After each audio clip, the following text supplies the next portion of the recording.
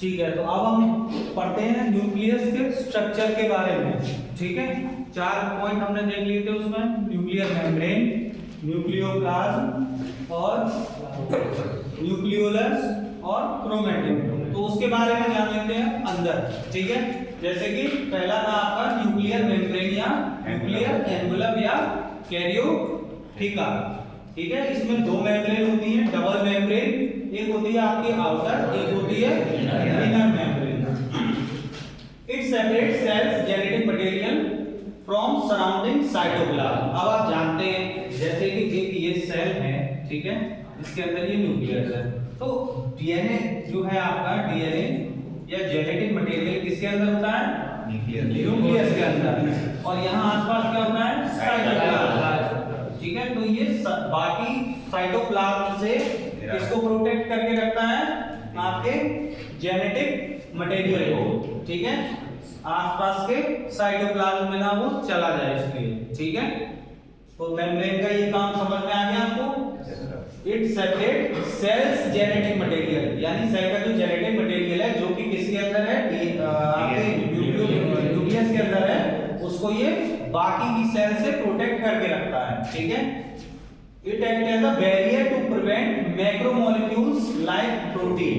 इसकी जो लेयर है आपकी न्यूक्लियस की जो लेयर है वो क्या करती है? एक तरह से बैरियर का काम करती है, जो आपके मैक्रोमोलेक्यूल्स हैं जैसे कि प्रोटीन, कार्ब्स, जो बड़े बड़े मॉलिक्यूल्स हैं उसको ये एंट्री नहीं देती है। लास्ट लेक्चर में भी मैंने आपको ये चीज बताई थी। ठीक है, तो मैक्रोमोलेक्यूल्स से बचा के रखती है, प्रिवेंट करती है, उसमें अंदर एंटर ना कर पाए। ठीक है, नेक्स्ट पॉइंट है आपका न्यूक्लियर पोर्स। देखिए, आपने एक चीज नोटिस की होगी, ये जो पूरी मेम्ब्रेन है, न्यूक्लियर मेम्ब्रेन, ये बीच बीच में से रप्चर है, तो थोड़ी इसमें स्पेस है। इन्हीं स्पेस को हम क्या कहते हैं बेटा? पोर्स।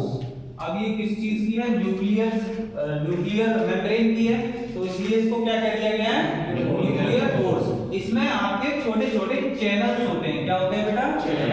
चैनल्स, जिसके थ्रू आपका जो स्मॉल मॉलिक्यूल है उनका मूवमेंट आउटवर्ड्स और इनवर्ड्स हो सके। ठीक है, क्योंकि इसको भी अंदर क्या है? लिक्विड भरा हुआ है न्यूक्लियोप्लाज्म, उसको भी कुछ रिक्वायरमेंट्स होंगी एनर्जी की।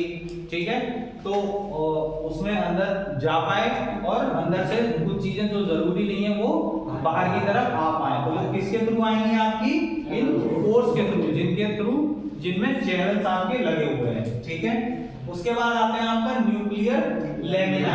ये क्या चीज होती है? न्यूक्लियर लेमिना जो होती है आपकी, जो इनर वाली मेम्ब्रेन होती है उसी में एक मेम्ब्रेन अटैच होती है जो कि एक स्ट्रक्चर प्रोवाइड करती है, अंदर रिजिडिटी प्रोवाइड करती है, जिससे कि आपका न्यूक्लियस ठीक बना रहे, मैकेनिकल सपोर्ट प्रोवाइड करती है। कौन?